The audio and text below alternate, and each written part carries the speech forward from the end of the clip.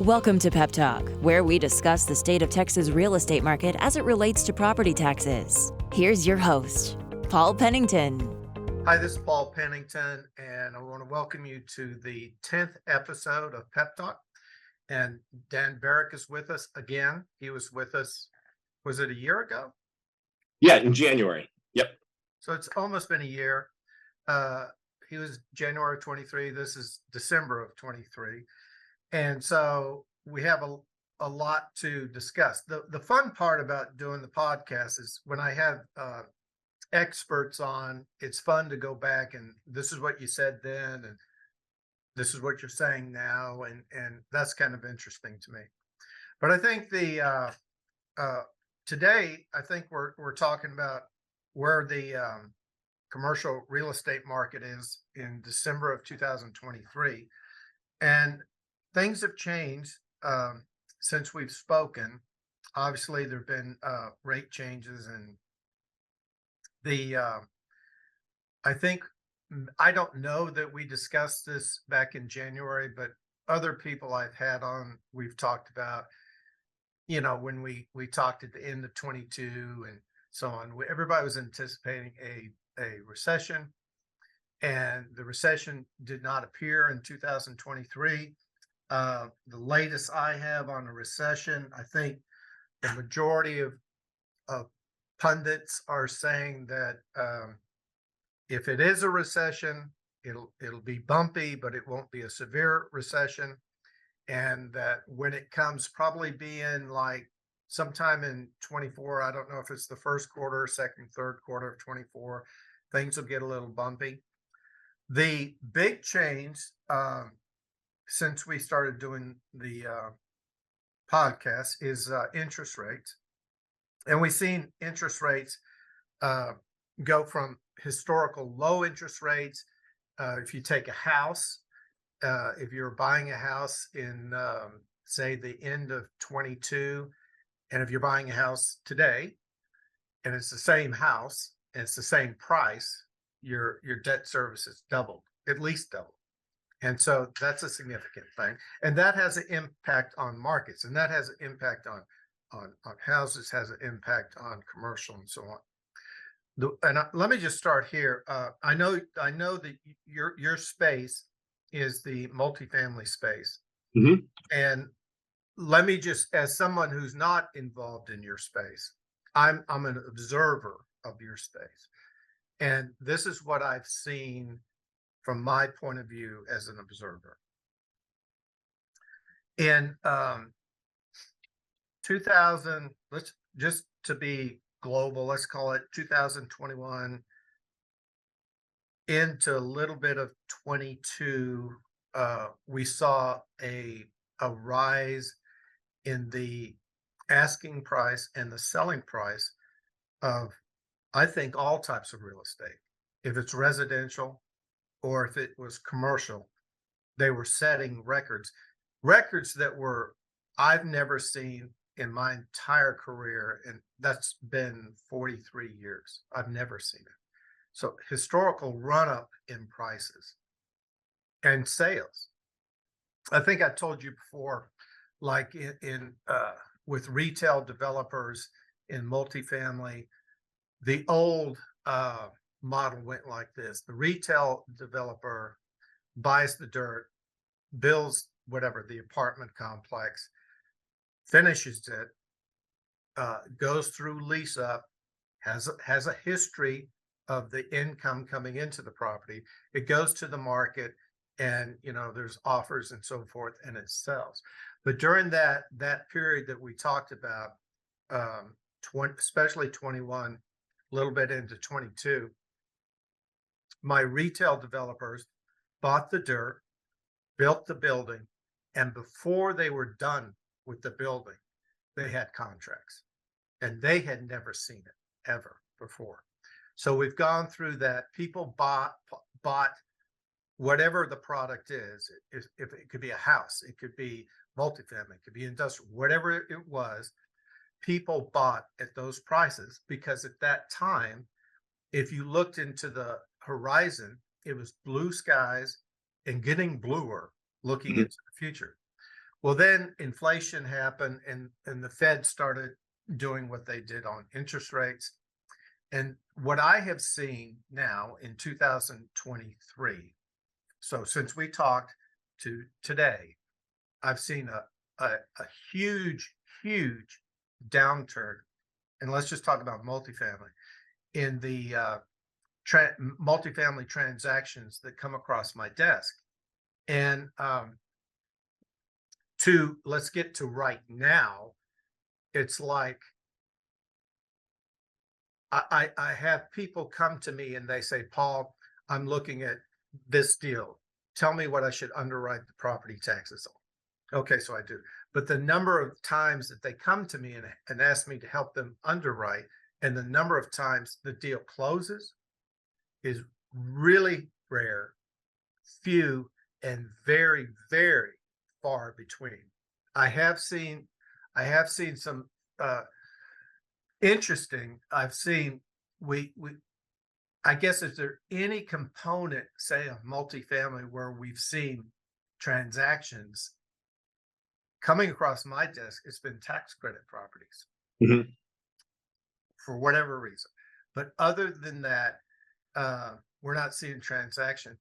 Then, for example, the retail developers I was talking about who could sell it before it was finished. Well, some of the stuff they started in 22, which is done, and they had anticipating with their loans of selling that product in 23, didn't happen. So now they're running the property, and they did not anticipate running the property. And so there's a problem there.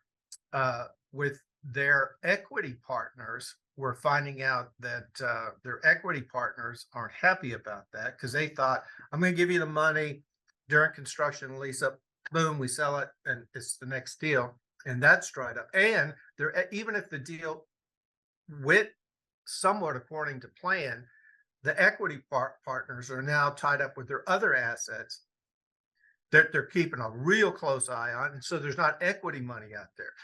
So I guess that and interest rates and the 10-year rate and things like that, brings us back to things like in December of 2023, you as a person in that space, where do you see us at, as of, what is today's date, the 5th or The fourth. the 4th? So as of December 4th, 2023, what is your analysis of the state of the market?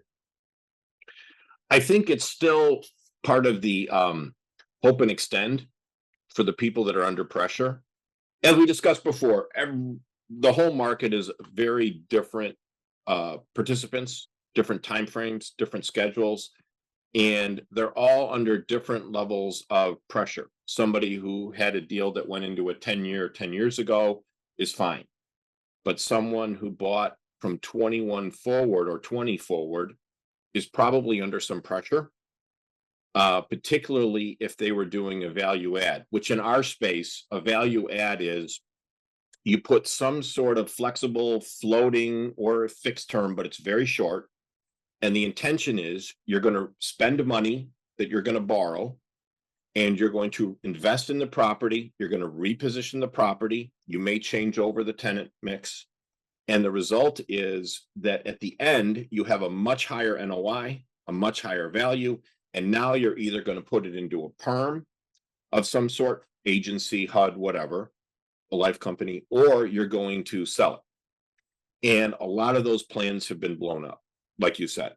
And your example of the builders and the retail builders and what's happening to them is absolutely on track. We saw a deal this fall where a builder had built something, developer had built something, and they were being forced to sell it because their equity, back to what you said, needed the money out. And even though they had a long-term fixed rate that was extremely favorable, they had to leave a lot of money on the table. The deal came in much lower than was expected, and there weren't very many bidders.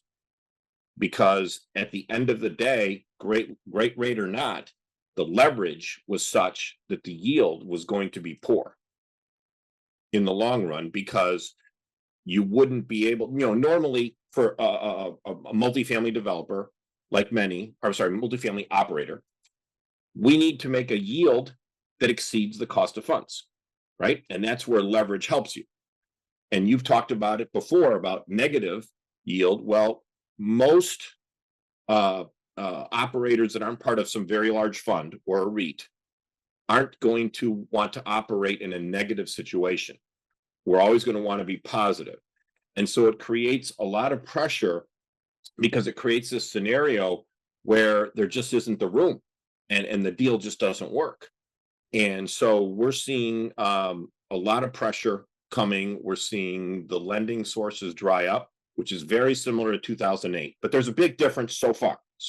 Not to say 2008 couldn't happen again, but in what happened in 2008 and following was, not only did things get messed up, but rates weren't that high, relatively speaking, to where they had been. Not like now, where it's doubled, tripled, quadrupled, that kind of thing. But they were relatively stable, but nobody would lend. So if you had a lender that would do 25 million in 2010, if you went back to that same lender, they were only doing 10 million. Well, that didn't help you if you had to refi 20 million, of principal. And so here it's a different problem. They're willing to lend if they have the capacity. Now their capacity has gone down, and there's a host of reasons for that, driven a lot by regulators. But since their capacity has gone down, it's not mattered, because the deals don't work. The numbers don't work. We had talked when we last spoke about a big REIT that was able to do it at 0.25%. They had about $750 million turning over monthly. We were forced to borrow at that time at 3.25%. So Fed funds were 0. They were paying 0.25%. Our lowest rate that we could get would be 3.25% as just a normal operator. Well, now they're paying 4.5%, and our rate from those same lenders is 8.5%. And those lenders are making no more money than they were making before, because their CD rates have gone up. And so I think if we go through a couple of charts, I'll be able to illustrate it, if that's okay. Sure. I brought a few charts here. So this is chart number one. Chart number one. Okay. This is kind of updating where we talked last time. And if you look at this chart, right when we spoke last, the diamonds were right on the dark blue line, which represents the Fed, the Treasury rate. So the Fed funds rate and the Treasury rate were right about the same level. Okay. And what you've seen, it's gone quite a bit beyond that. At the time, you and I were talking about the potential of where would it end up, around 5.5 or whatever. Yeah. And so far, it's been in that range. Okay.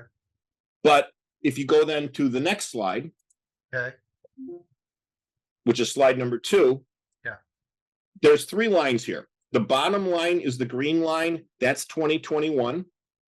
Okay. Just the red line in the middle is 2022 December, and the line at top is 2023. Okay. And the shaded sections that you see sliding across is where they're targeting the Fed funds rate. And the critical point to understand here is a lot of banks, when you say banks, you have to be careful of, what banks do you mean? If you're talking smaller community regional banks that most private operators might be dealing with, they're going to be affected by the left side of this curve.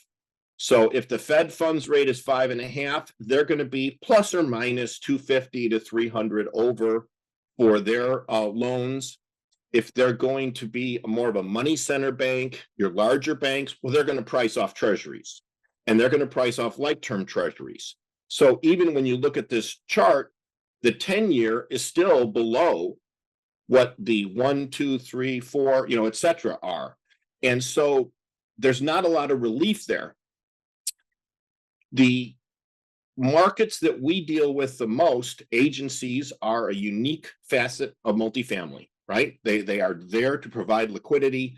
No other class has them. Office doesn't have something like that. Industrial doesn't have something like that. So we're talking Fannie Mae, Freddie Mac. They are doing their job. They are providing liquidity. So if a bank right now is 8.5. Fannie, Freddie are in the 6s. HUD is in the low 6s.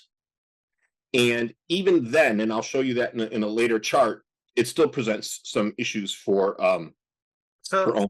let me stop you there. So you and I decide we're going to do a deal. Mhm. And we've got our equity lined up. So Mhm. we're ready. So we go to a lender.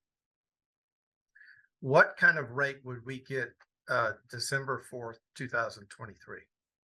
Okay, so rates have gotten better in the past week. So, as you know, it changes all the time. But I would say you're going to be in the low to mid 6s if you were agency. You're going to be in the low 6s for HUD. And in agency case, the reason I have to give you a range is because it depends on your leverage, right? The lower the leverage, the better the rate you're going to get, the lower the spread. Now, what would be the term of the rate you and I get right now? Okay, so if you're looking at a 10-year, that would be your agency. So, low to mid 6 agency would be, HUD would be a 35-year term.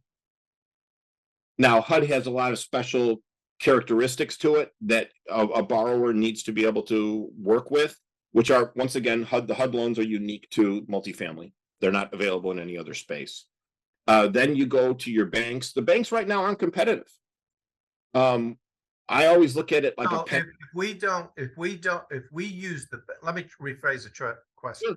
If we went to a bank, straight up loan, what would it be today? Depending on your relationship, somewhere between 7.75 and 8.5 for, say, a 3-year. So unless you use one of these other vehicles, you're going to be north of 7. 8. Correct. Okay. And if you non-recourse financing, like we talked about last time, you're going to be 300 over, 400 over. So you're going to be, up at an even higher amount than that, 8.5 or more. And you're going to have to buy a cap and a collar because you're going to be floating. We talked about that a little bit, and that's an ongoing issue that anybody that is in a loan that requires a cap and a collar is in a big, big issue. So the only way you do a deal right now is through one of these agencies. You get funding through them, and I'm sure that's the plus side is the rate, but there has to be a downside to that. They must have requirements that. Oh, there's a huge downside, which I'll show you in a later chart. So Okay. Yes. Okay. So okay, so let's kind of continue to lay out the problem that everybody's has right now. If you go to the next slide number 3, Okay. you can kind of just see the maturity issue here. And you can see that 23 has a lot of maturities, 24, and then I would say in 23, 24, you've got over $1.2 trillion. Okay. And then the next slide just focuses on, which is slide number 4, just focuses on multifamily. Yeah. It breaks it down. Okay. So we've got quite a bit in multifamily that is maturing in 2024. And this is going to present some unique pressures, which is going to cause some unique adjustments that we'll discuss. But the critical thing that all of these have in common, depending on what your stress level is, would be shown by the next slide, which is slide number 5. So this slide shows the very top line is if you had a situation where you bought a property at the cap rate shown on the bottom and you got an 80% loan. So I was using $100 as a notional NOI. Does it exist anymore? Pardon me? Do they even exist anymore? 80/20? And that's what I'm going to illustrate. Okay. So when you're in the left-hand side of this chart, 3, 4, 5, and you have low rates, it is possible to do 80% deals based on the rate at the time. If you're interest only, if you're doing a repositioning, you can get into those deals. And then what has happened is just what you said. When you fast forward to today, when those deals are coming due, as we showed on the prior charts, if you see these two sloping lines, the sloping line at the top, the highest line is, let's supposing that because of increases in taxes and insurance, which have uniquely hit Texas multifamily owners hard. Let me stop you there. I get the Texas tax thing, but the insurance thing, is that related to weather? Like we had the Stormageddon, we have hurricanes. Is that what drives up the rates? Combination. So just as in the lending, when the tide goes out and there's not that many lenders left, it's the same thing happened in the insurance market. You hear in any market, the prices are set on the margins. And what that typically ends up to mean for us that are the buyers of that, whatever the product service is, whether it's oil or insurance, is when the low cost producers go away, you're left with the people who were non-competitive. You're left with the people you would never normally be talking to. And the tide has gone out, and those are the only people left. And that's why you're seeing premiums jumping 30, 40, 50%. We had one premium on a relatively new property that had no claims double in 1 year. And it's hard for you as an operator to make an adjustment, right, that takes that into account. It's similar to the challenges that hurricane markets have. So I would say Houston has this challenge. Florida has this challenge where your insurance per door could double or triple in 1 year. And the resident doesn't perceive that, right? They're living in the same place. They don't perceive that it's justifiable for a rent increase there. So all I'm saying is that there are a lot of cost pressures separate of everything else that we experience in the grocery store and everywhere else, that are unique to some weather issues that we've had and a lack of capacity in the markets. And that lack of capacity is pushing the prices higher than they should be. Insurance will come back down someday, but that's not the case right now. So that's hitting at the same time that any payment reset is going to be up dramatically. As we showed in those earlier charts, it's going to be a multiple of what you were 3 years ago. Yeah. Not just a little bit higher, but it's going to be pretty much double.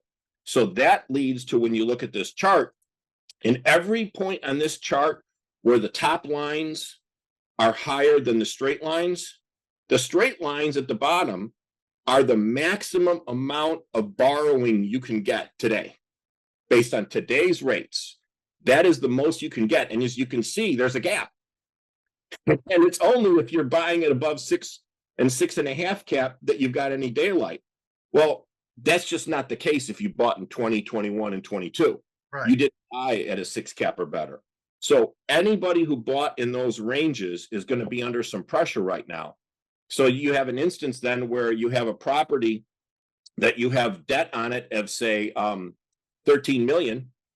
And the current amount of agency loan, back to your point there, if you wanted to go agency will give you 10. It's a combination of things. An agency loan has a lot of elements to it that are designed to weed out fraud.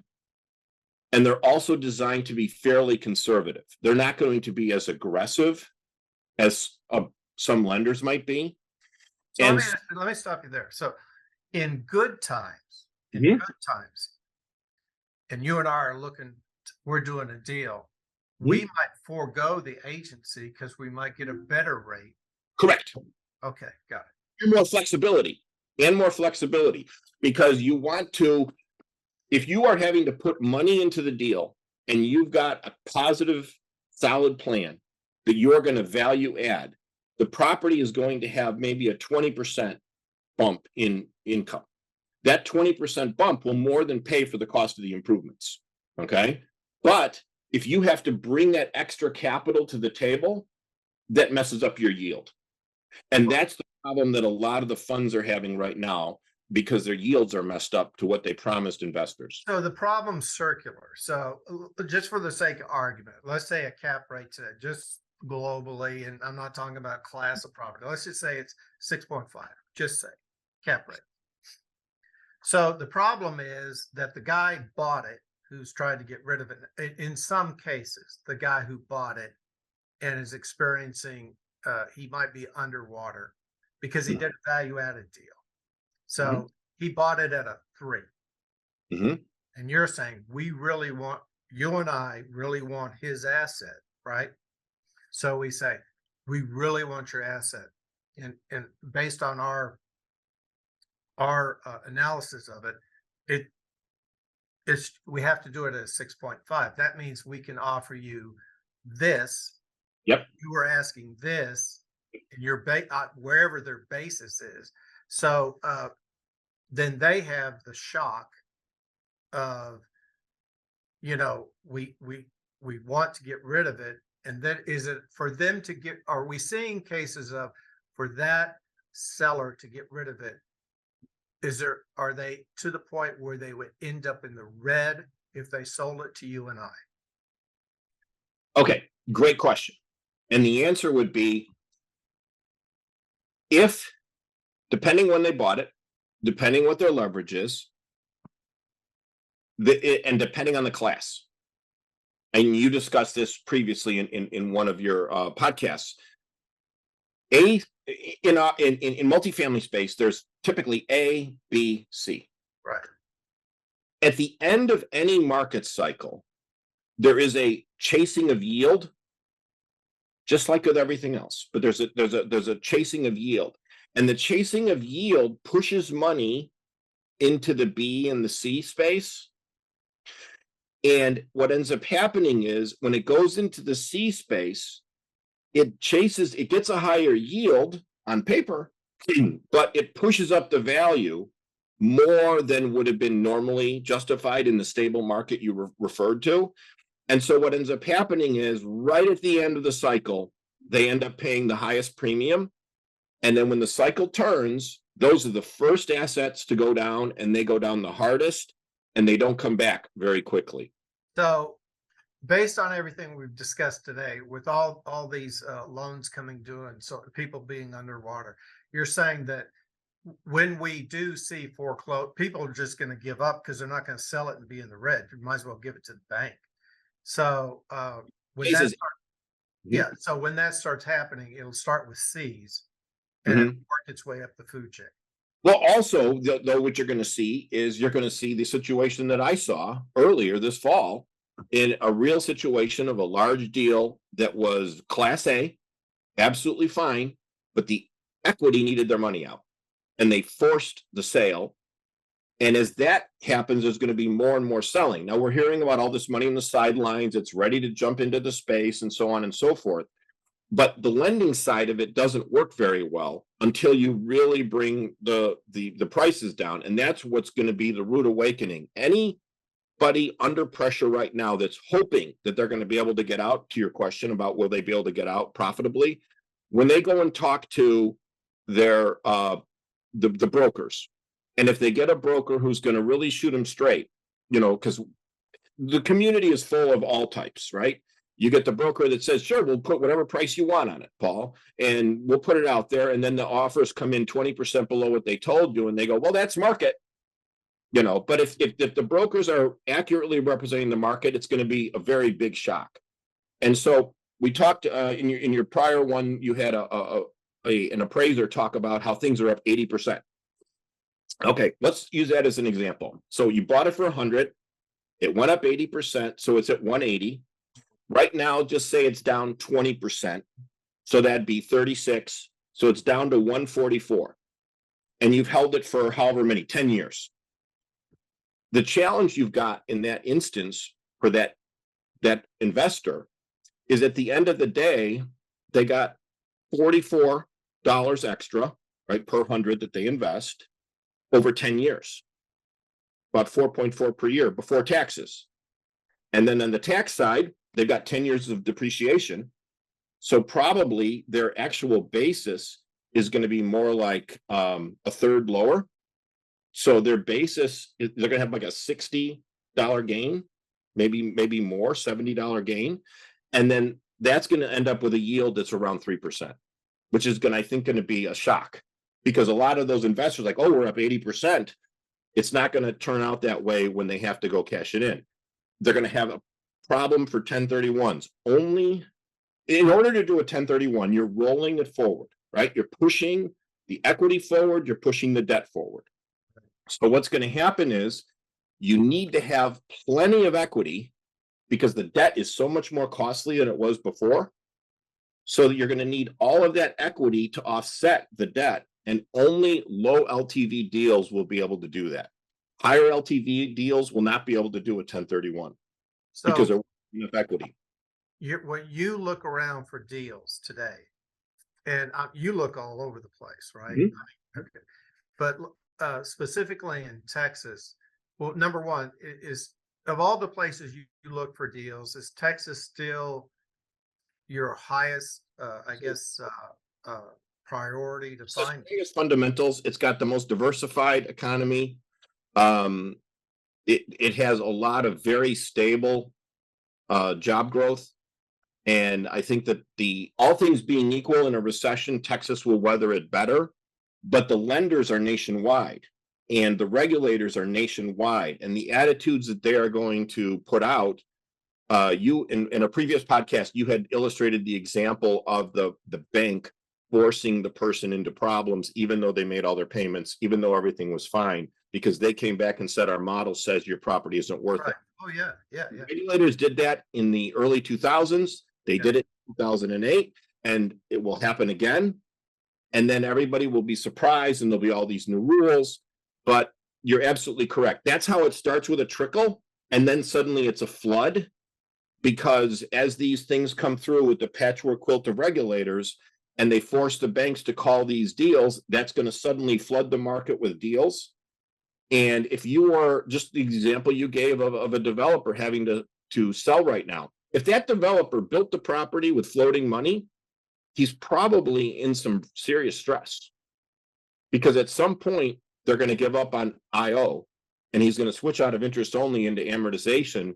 And that may not be something that's very affordable for them. And their perception of how much they were going to get out of the deal would be significantly impacted. Are you you're actively looking for deals? So do you have a problem with finding your equity partners? So typically, um, we've used our own equity, but it's the same calculation. Can I get more from this future asset than I can from this asset, right? So it's a similar calculation. They're saying, can I get more from this deal than I could from somewhere else I could put my money? It's the same kind of a calculation. And right now, that's harder. The deals that work right now are the assumptions, assuming long-term lower rate debt on a deal. That is what's working right now. If you are having to go out and get new money, and you have a deal that you are selling free and clear, and the buyers are going to have to put new money on it, you're going to get significantly less for that than you would have gotten a year ago. Are there any deals that are assumable? Oh, yes. HUD and Fannie Mae and Freddie Mac, agency deals and HUD are assumable. So it seems to me they would be more attractive, right? They are more attractive, but because of the spread in rates, they are selling for even higher premiums, which is a double-edged sword. On the one hand, you're getting low rate debt. On the other hand, your leverage is poor, and you're paying a premium for that. So it's kind of like you pay over par for a bond.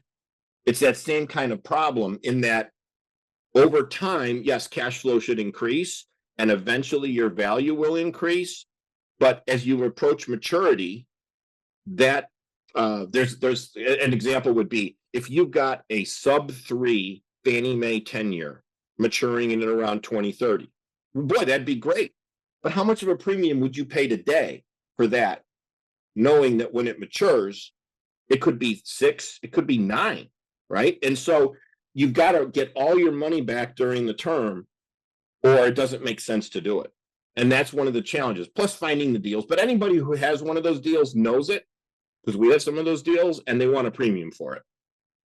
How many deals did you close in 23? We closed only 2. It was very hard to find. And you feel good? You feel good about the 2? The sellers think it's still before. But the 2 you acquired, you feel good about them now that you got them? They were special circumstances. every deal is special, right? But I mean, in our case, it was a special situation where it was a value add for us in markets we already had a presence, and it was something that made a lot of sense. And there was a repositioning that was enough to overcome the current market conditions. But I don't know that that's always typical. So these two deals were special deals, is what you're saying. Right. Right. And If that's you've why- got, if that's you are, why- go ahead. Well, that's why you were able to close them. Exactly. If you've got a well-run deal by a well-run or a good operator, you're going to have a very hard time as an operator getting the number you think that you wanted to get to sell it, because everybody else is going to be probably paying more than what you're currently paying, and it's going to hurt their yield, or they're going to have to come to the table with twice as much money down. So, you'll hear somebody say, well, it works fine if the leverage is 50 to 60%. Well, yeah. What kind of equity on these agencies that you're using? What kind of equity position do they require? Well, that's what's interesting. So it used to be back in the day, early 2000s, you'd always hear about these California deals that weren't LTV limited, because in the Midwest, we were much higher cap rates. And so we were always value limited. Well, now it's kind of turned the other way. Almost all the deals are limited by debt service limitations. So that chart, that last chart that I showed you, that's what's the difference between those lines, is that the debt service calculation is what's your limiting constraint. And you're not even coming close to LTV. So that's why you're 60%, 65%. Those are probably the highest LTVs you can do right now. So currently, you could get lending from, say, 60 to 65% of the purchase price. So your equity's got to put in 35 or 40. Correct. Or the math doesn't work. Okay. Now, for your equity, whoever the equity is, what kind of return are they expecting these days? That's one of the problems when recently there were some articles about how, equity is available. Well, sure, it doesn't work, but it's available because they want a higher return. They're going to want, they want a a preferred return, which comes first. They're going to want some kickers on the back end, and they're going to want to get between 10 and 15%. So, let me stop you there. What is throw them all together? What's the rate of return they want? Just they want between around 15% plus. Okay. Now go back to 2020. What did they want then? They wanted the same, but you had a much easier path to get there. Okay. In a 4-cap market example, the return they wanted is basically the same as it was in 20, but it was easier to achieve the return, and everybody made money and everybody's happy. Correct. If I needed to give you back 15% on your money, and I had to do it through cash flow, that is the hardest and most costly. But if I was in a 4-cap market and every dollar I created was $25 of value, it's very easy to pay you back. Okay. Right? So if I'm having to pay you back with those dollars, those first dollars, that's hard. If I'm paying you back with the 25 multiplier dollars, that's much easier. So I'm your equity guy. Mm-hmm. You want my money. Mm-hmm. Yeah. You say, Paul, globally, when our deal's done, it'll be a 15% return. And then you tell me the term of the deal is whatever. And I say, well, Dan, I believe you, because we have a track record that when you sell it and we're cashed out, I'm going to get a 15% return. But there is a term to the hold. Mm-hmm. I need money in the term. Right. And so what kind of money during the term are they looking for? So in most of those deals, frequently in those types of deals, they're already going to be in a Fannie Mae. They got into a Fannie Mae deal right away at the beginning, or a Freddie Mac deal, an agency deal. The rates are fixed. Everything's fixed. They're just going to ride it out. Okay. So in that context, they're not taking that risk. It's going to be a much more speculative, a higher yield opportunity if they're going to let you take risk. People talk about non-recourse being, I'm not personally responsible. Well, it doesn't mean that the lender is lax. You'll see that in the media, but that's just not how it works. They are extremely on point to making sure that you are not taking an undue risk with their money. And so that's why the caps and the collars and all that stuff that we've talked about, they are turning that risk around. You as the operator are taking all the risk. You are giving them your first monies. And then only until you meet their hurdle do you see any money. And that's why I'm saying that even though the money's available, it's usually doesn't work very well, because you can't earn enough right now reliably. The deals that are most often I'm observing are continuing forward are HUD construction deals where HUD has provided fixed rate money for 40 years. But they take forever to get approved. They take almost 2 years sometimes. Really? And so if you have that money and it predates the rise, you're fine. You're going to go forward because you're not affected by this. But people who are on floating money, the pressure's on, and all those things that we're talking about are coming into the fray. Well, let's take a look in the future. Mhm. You and I we'll get together in a year. Okay. So when you and I are sitting around and we're talking about, hey, Dan, it's December of 2024. Okay. Let me ask you this personal question. When you and I are sitting around December of 2024, and I go, Dan, how many deals you closed? What's the answer going to be? The answer right now would be, unless a significant opportunity came about, 0, because it's too early. Because the problems are still there, but we haven't seen, prices have not adjusted to make all the rest of it work well. Really? And expectations of sellers have not adjusted. It is only the people that are forced to sell. And then you have to be a part of a bid process, which is great for the seller, relatively speaking. They get the best they can get. But it ends up to be an auction that has a smaller number of participants than it would have in 2020 or 2021. So when the banks take them back, then everybody who's been sitting on the sidelines goes, oh, this is our great opportunity. And they're going to find out their great opportunity has 10 people bidding on the same thing. And it gets that kind of. If you right, most people are going to try and sell before foreclosure, because the foreclosure tax wise is disastrous. Okay. And even if it's non-recourse, tax wise, it is disastrous. So an operator, a promoter does not want to go through that process. They're going to do everything they can to sell it first. If that fails, like you see in the news, some very large funds with very large portfolios are failing right now.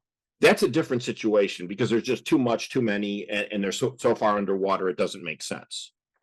If you can't sell it to pay off the debt, that's when you might turn it back. If you can sell it to pay off the debt, you're better off, because any spread between the debt and what you sold it for is less tax implication you have. So if you can sell it and break even because of the tax implications, you're better off to do that. Correct. If you let them sell it, let's supposing you owed them 200, right, just for a notional number, and you could have sold it for 210, 220, 230. You give it back to them. Maybe they don't operate it as well. They're not focused on it. They sell it for 150. It's as if you sold it at the money you owed them, tax-wise. So you are taxed at 200, what you owed them, regardless, of what they end up selling it for. So if you can get more, you're always better, because then at least you got something that you can use to pay the taxes you may owe if it's something, because your basis is probably not 200 if you owe them 200, right? Your basis could be substantially lower. So you've triggered a tax in the act of disposition of the property, however you disposed of it. So you and I are sitting here in December of 2025. Mm-hmm. How many deals have you done? Probably a lot more. I would say a lot more, because depending on what happens with the stock market and things like that, we talked last time when we spoke, there was a question about what would unemployment do. And unemployment doesn't seem to have done what everybody thought it would do, right? Unemployment is still extremely low. But there's other anomalies in the data So it could be a situation of inaccurate data because the household and the establishment reports aren't matching and things like that. But fundamentally, if we get the markets to pull back and we enter a period of deflation, we should be able to do okay because there is a fundamental shortage. Even though there's a lot of deliveries coming up, particularly in Texas, there's also a lot of demand. And we are at historic wide spreads on affordability of owning a home versus renting. So the multifamily side has that buffer that you don't, it's not, rents are up, but so are costs, and it's still cheap compared to buying right now where rates are at. So I think that the demand is really favorable. We're seeing a lot of influx of people, which is always helpful. And so I think Texas in that respect is going to have a better road. And so if the nation goes into decline and that lowers rates, that's going to help us in Texas. I'm going to go down a rabbit hole on something. So in the single family residential, realtors were always getting a 6% rate. You just had a huge class action lawsuit, says that's it's kind of an antitrust thing. But in your space, the brokers, that was all in your space, has always been negotiated, right? The broker's fee. It's So all negotiated. In almost no instances, particularly at scale, is there any where they share? Yeah. Because part of the issue with the residential. Yeah. And so if you are a buyer and you want an agent to assist you in finding things, you are paying the agent, which is kind of the model they're talking about for the future. Right. But in the commercial space, you are paying for it, or you are dealing with the listing broker. It's not the same thing, and it's always negotiable and it changes. If you do a very large portfolio, you get a much smaller relative commission percentage wise. If you do a very small deal and they have to do a lot of work to help you sell it and get it known and get it marketed, you're going to pay a much higher percentage, relatively speaking. So with various people that I've had on the podcast, I was shocked when I heard from a particular appraiser, and because I was always under the impression in the commercial space that multifamily was the darling, and then I found out that it was not the darling, that during 22, whenever it started, but it did start, and that industrial became the darling, and that the industrial thing goes back to the pandemic and all that stuff. Correct. And in my last discussion with an appraiser, I was utterly shocked at what he told me was the ability to get a loan in the office space. And basically what he said, the classes in office is the same, but when you drill down, and you get into the baseball of office buildings, there's actually some like a double A building. Okay. A double A building is like downtown high rise institutional grade property and all that. And he said you can get lending from that. Other than that, you might not find the lender. And that shocked me. It just shocked me. But in talking with you today, it's like there is money, and if you get into agencies, there is money, but then there's this whole fight about someone willing to sell based on, the worst case for someone to sell is like, I'll sell it, I might break even, but I'll be better off tax wise. And that really, that has it, those two things, the demand and the supply, or the willing buyer, willing seller. We haven't seen a lot of that. I'll sell it and I'll break even. That's not happening. And we're saying that this eventually happening. Do you think that the foreclosures is that the latter part of 24 or early 25? When does that happen? When do people they give up and they go, or well, let me put this, when do they either give up, it goes back to banks, or when do they say, I will sell it and break even just because of the tax implications? When does that hit? So if you think back, we've both been around for a long time. Okay. And all markets, all institutional You knew players, Moses too? all institutional players aren't stupid. So if you think back to, I used to live in Chicago, and they would get winter, and we would have gatherings where the dads would be together with their kids. And one year they're all bragging about all the money they got from their insurance companies because of ice and snow, right? And then the next year, all the same guys were saying, I can't believe it, they canceled me. Okay, well, it's a similar situation. We're not going to repeat 2008 to 2010. We're not going to have the deal where you go in there and they're going to give it to you for pennies on the dollar, because everybody involved has a fiduciary responsibility that they're going to have to answer for. So we And did it for the debt? for the debt, I'm talking about on the debt side. So what's going to Yeah, I happen? know, but when they do sell, will you get it for They're going outstanding to debt? just sell way before the foreclosure. They're going to force the sale. They're Okay, going to get much earlier. That time, nobody knew what was coming, and it kind of just happened. That's not going to happen again. So the pros, anybody with a non-recourse loan, your lender is not going to let you do that. They're not going to just sit there and hope you're going to pay an insurmountable bill. They're going to force you out on their timetable, in their way, with whatever technique they want to use. And so I think you're going to see less of that. I don't think it's going to come on the way. I still think it's a possibility there might be some avalanche. It all depends on how the money absorbs it. Because just what you were talking about on the office space, somebody is holding all that paper, right? Somebody is invested in all those buildings. anytime you feel blue, you just think I could be sitting on a bunch of office right now. Exactly. So, there may be this talk of all this money on the sidelines ready to rush into multifamily. But what about all the money that's already invested in office that's never coming back? And if you did not have Fannie, Freddie, and HUD, right now, the multifamily sector would look very different. It would be very, very bleak. Okay, so you need to answer the question.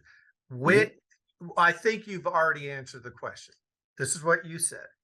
You said you could see yourself having a conversation with Paul Pennington in December of 24, and I asked you how many deals you closed, and you could see yourself saying none. Mhm. Okay, but then I said we're having the same conversation in December of 25. However, the deals come, okay, forced, whatever, you can see yourself back. Can I say in 25 it'll be normal-ish for buying and selling?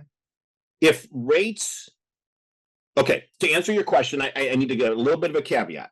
If rates and cap rates are relatively aligned, and this is a confusion a lot of people have, cap rates is an observation of what happened in the transaction. It's not generally what drives the buyer. The buyer doesn't sit down, because that has nothing to do with his cash flow. He has to figure out, what is my cost of debt? What for my equity? What is my cost for my loan? Okay, does the deal pencil? That leads to a calculation that shows a cap rate, right? And in the past, when everything was favorable, those numbers were very good. Right now, it's very unfavorable. That's why you're not seeing a lot of deals that aren't forced. Somewhere, somehow, all the deals I found right now that are being offered are being forced somewhere.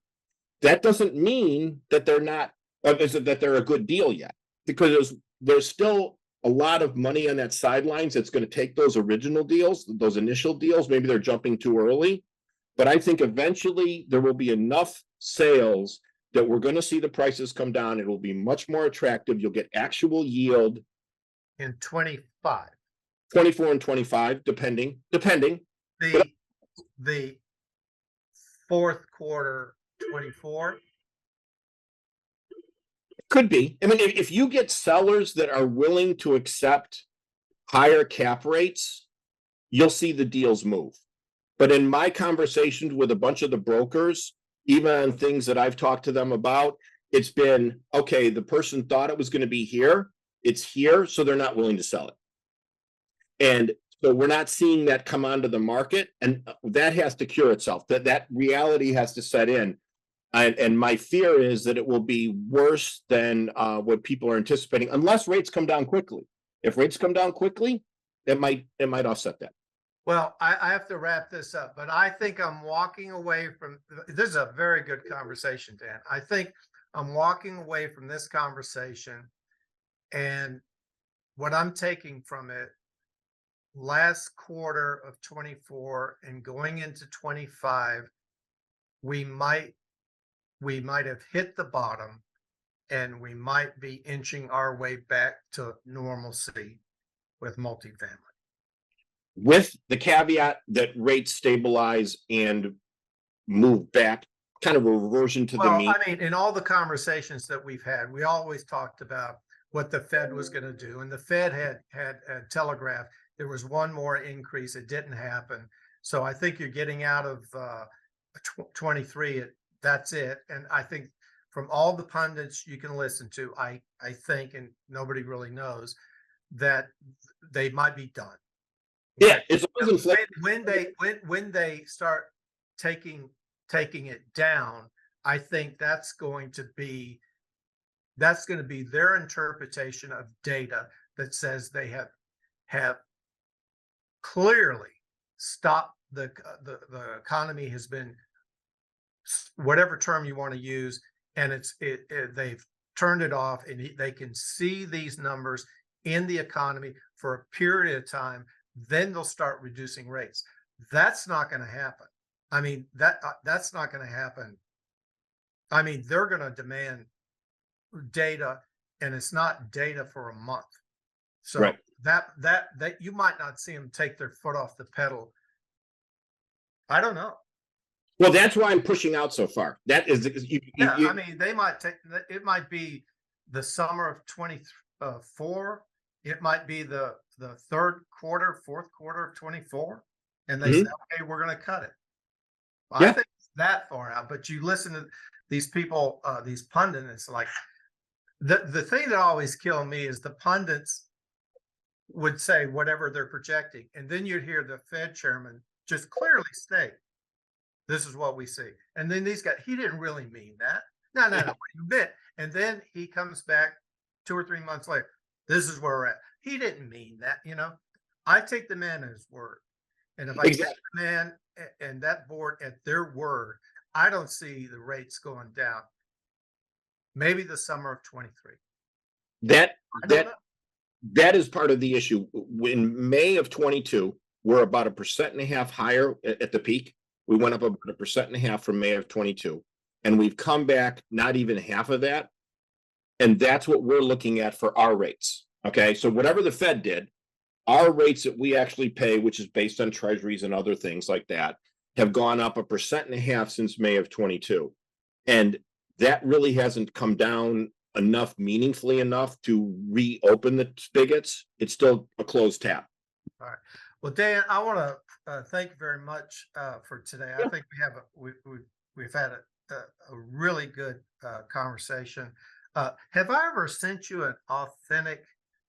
I have 2023 January edition. Is this an updated edition? Does it look like this? Yes. Okay, well, I was going to offer you a new one. But anyway, thank you very much.